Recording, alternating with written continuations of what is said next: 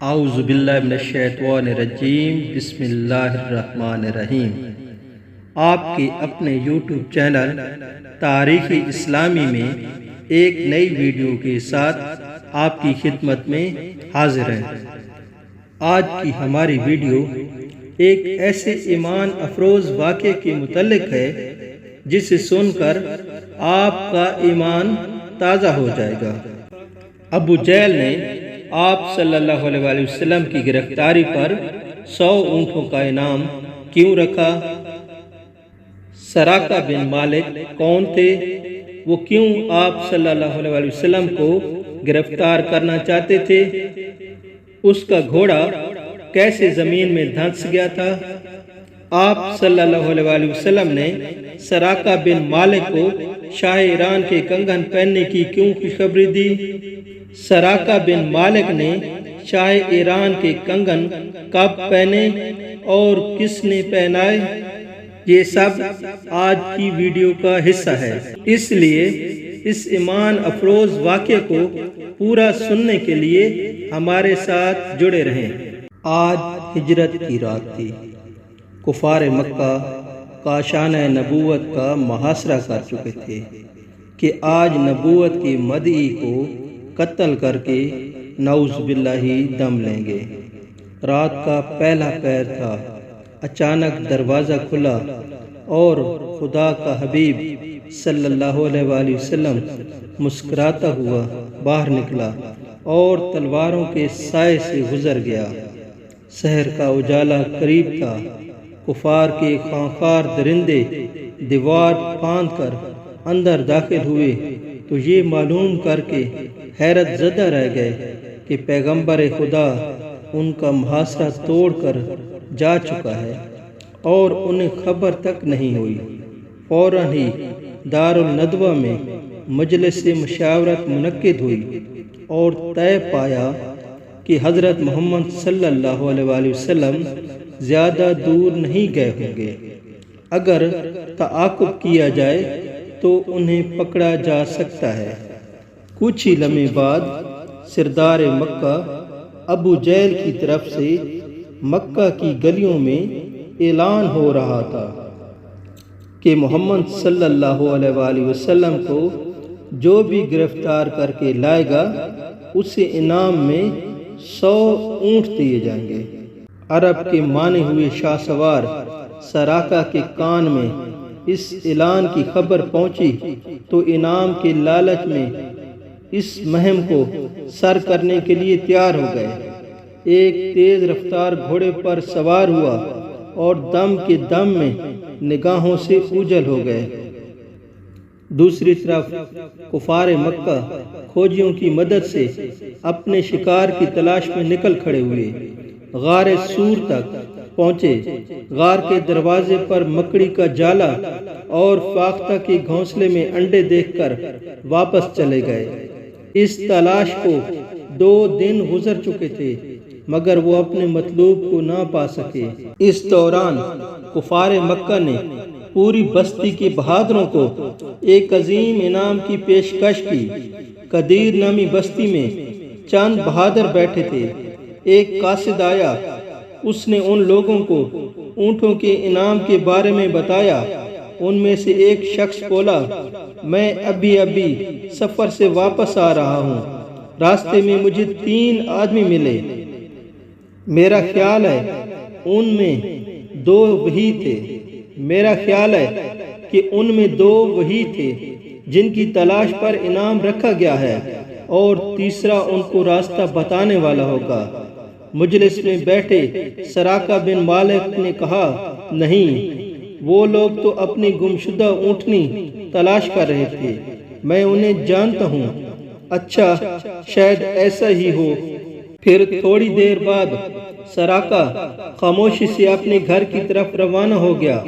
اس نے ہتھیار لگائے، گھوڑے پر زین کسی اور خفیہ مہم پر روانہ ہو گیا۔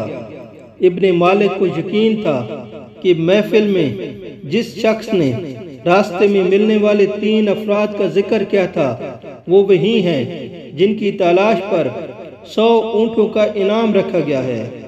سراقہ بن مالک کا گھوڑا سر پٹ بھاگ رہا تھا۔ کئی گھنٹوں کے بعد وہ دور اونٹ پر سوار ایک مسافر کو دیکھ رہا تھا۔ اس کا دل خوشی سے اچھلنے لگا۔ اس نے اپنی رفتار اور تیز کر دی اور وہ پیچھا کرنے والوں کے قریب پہنچ چکا تھا۔ چند گز کے فاصلے پر اس کے گھوڑے نے ٹھوکر کھائی اور وہ بری طرح زمین پر آ رہا۔ سراقہ مرتے مرتے بچا۔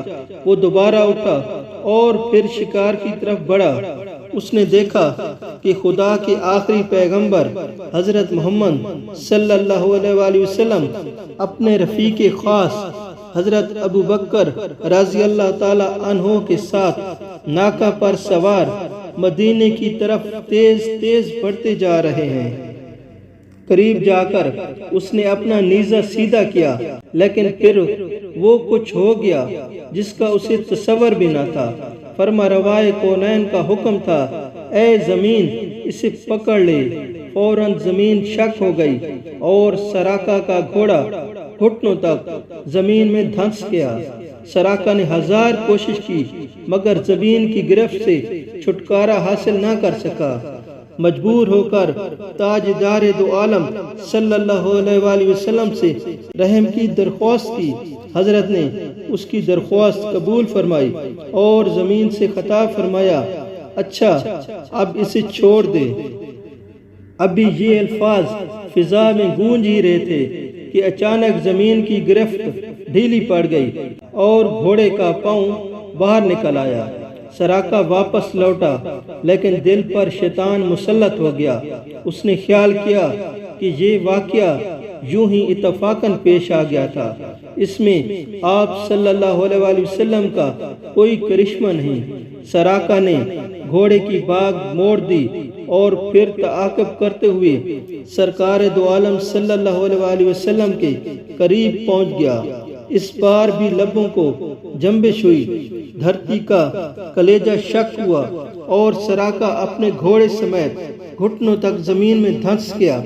سراقہ نے پھر رحمت عالم صلی اللہ علیہ وآلہ وسلم کو آواز دی، اے محمد صلی اللہ علیہ وآلہ وسلم، میرا سارا ساز و سامان لے لے، میں اللہ کو گواہ بنا کر کہتا ہوں اب مصیبت سے نکل گیا تو واپس ہو جاؤں گا، آپ کے تعاقب میں آنے والوں کو بھی ادھر نہیں آنے دوں گا۔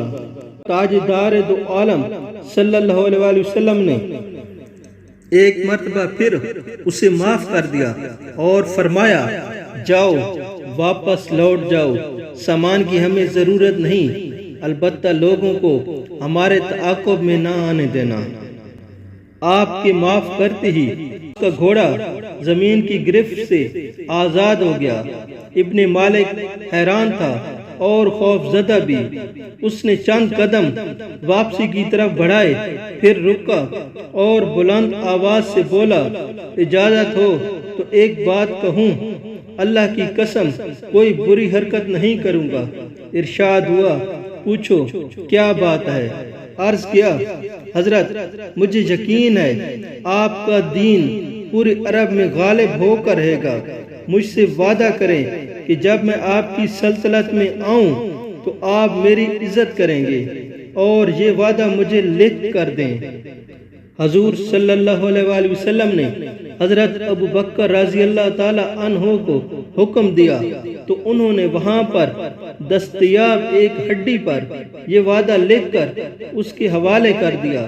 وہ پلٹا تو حضور صلی اللہ علیہ وآلہ وسلم نے اسے آواز دی، سراقہ بن مالک، جب تم کسرا کے کنگن پہنو گے تو تمہیں کیسا لگے گا؟ ابن مالک حیران ہو کر بولا، کسرا بن ہرمز، شہنشاہ ایران کے کنگن؟ وہ دن دور نہیں جب تمہارا سینہ اسلام کی دولت کا گنجینہ بن جائے گا۔ پیغمبر صادق کی زبان سے نکلے ہوئے یہ الفاظ سراقہ کے دل میں اتر گئے۔ اس واقعہ کو کئی برس بیت گئے۔ پھر وہ دن بھی آیا جب حضور صلی اللہ علیہ وآلہ وسلم صحابہ کے عظیم لشکر کے ساتھ مکہ میں فاتح کی حیثیت سے داخل ہوئے۔ سراقہ آپ کے پاس آیا، اس نے وہی ہڈی اٹھا رکھی تھی جس پر حضرت ابو بکر صدیق رضی اللہ تعالی عنہ نے آپ کی طرف سے وعدہ لکھ کر دیا تھا۔ بولا اے اللہ کے رسول یہ میں ہوں سراقہ بن مالک، میرے پاس آپ کا لکھا ہوا وعدہ ہے۔ آپ نے فرمایا سراقہ میرے پاس آؤ، آج وعدہ پورا کرنے کا دن ہے۔ اس نے سنا اور اپنے مسلمان ہونے کا اعلان کر دیا۔ وقت تیزی سے گزرنے لگا، حتیٰ کہ حضرت عمر فاروق رضی اللہ تعالی عنہ کا زمانہ آ گیا۔ ایک دن لشکر اسلام کا قاصد ایران فتح کرنے کی خوشخبری لایا، اس کے ساتھ بہت سارا سامان بھی تھا۔ مسجد نبوی صلی اللہ علیہ وسلم میں بڑے بڑے صحابہ کرام بھی موجود تھے۔ قاصد نے مال غنیمت امیر المومنین کے سامنے رکھا، اس میں شاہ ایران کا تاج، سونے کے تاروں سے بنا ہوا شاہی لباس، قیمتی پٹی جس پر ہیرے جواہرات جڑے تھے اور سونے کے 2 کنگن بھی موجود تھے۔ دیگر قیمتی نایاب اشیاء اس کے علاوہ تھی۔ حضرت عمر رضی اللہ تعالی عنہ نے سراقہ کو اپنے پاس بلایا، اسے شاہ ایران کا لباس پہنا کر ہیرے جواہرات کی پٹی باندھی، سر پر تاج رکھا اور آخر میں اس کے ہاتھوں میں سونے کے کنگن پہنائے۔ سراقہ کی آنکھوں میں آنسو آ گئے۔ اس طرح کئی برسوں بعد اللہ کے رسول صلی اللہ علیہ وسلم کی پیش گوئی پوری ہو گئی۔ سبحان اللہ، سبحان اللہ۔